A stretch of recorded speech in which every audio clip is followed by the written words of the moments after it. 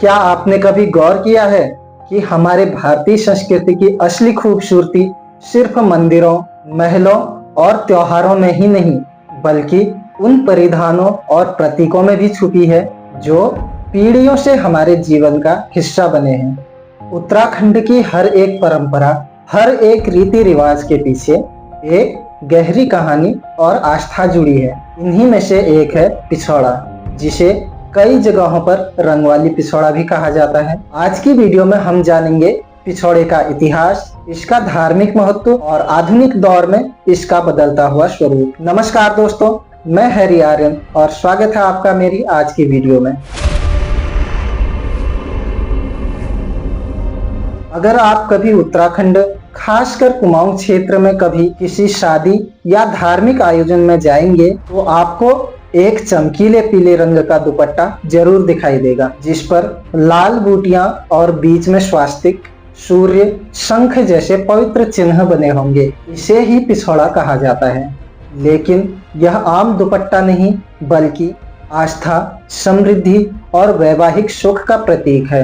कुमाऊं में वैवाहित महिलाएं इसे गर्व से पहनती हैं। शादी, त्योहार, धार्मिक अनुष्ठान बिना पिछौड़े के अधूरा सा लगता है। पहले के समय में इसे पहनते समय शगुन आखर जैसे पारंपरिक गीत गाए जाते थे, जिसमें देवी देवताओं से समृद्धि और खुशहाली की कामना की जाती थी।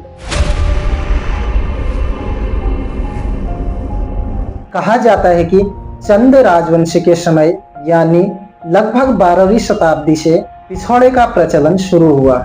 उस दौर में राजपूत रानियां इसे दरबारी परिधान के रूप में पहनती थी। समय के साथ साथ यह परिधान आम महिलाओं के बीच भी लोकप्रिय हुआ। शुरुआत में इसे महिलाएं खुद अपने हाथों से रंगती थी।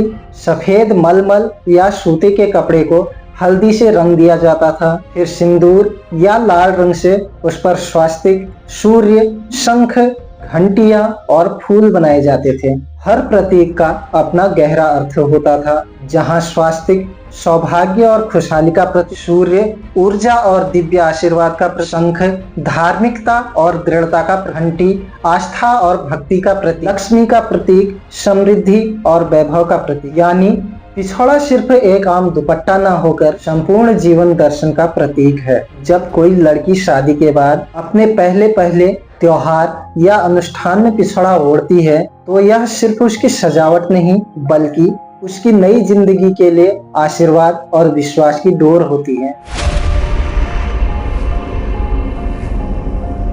महिला सिर्फ घर की जिम्मेदारी ही नहीं उठाती, बल्कि वे परंपराओं की असली संरक्षक भी हैं। शादी ब्याह में जब दुल्हन को पिछौड़ा उड़ाया जाता है तो यह उसके लिए सिर्फ एक दुपट्टा ही नहीं, बल्कि उसके मायके और ससुराल दोनों का आशीर्वाद होता है। मायके से दिया गया पिछौड़ा उसकी जड़ों से उसके जुड़ाव का प्रतीक है। ससुराल से मिला पिछौड़ा उसके नए परिवार के स्वीकार का प्रतीक है। यह पिछौड़ा दो परिवारों को जोड़ता है। यही इसकी सबसे बड़ी खूबसूरती है। इसलिए कुमाऊं में महिलाएं अपनी शादी का पिछौड़ा जिंदगी भर संभाल के रखती हैं। कहीं कहीं पर महिलाएं अपनी शादी वाले पिछौड़े को अनमोल धरोहर की तरह अपनी बेटी या अपनी बहू को सौंप देते हैं। आज भी महिलाएं पिछौड़ा ओढ़ती हैं, बल्कि पहले से ज्यादा। लेकिन फर्क सिर्फ इतना है कि पहले पिछौड़ा हाथ से बनाया जाता था, अब ब्लॉक प्रिंटिंग, स्क्रीन प्रिंटिंग के माध्यम से पिछौड़े बनने लग गए।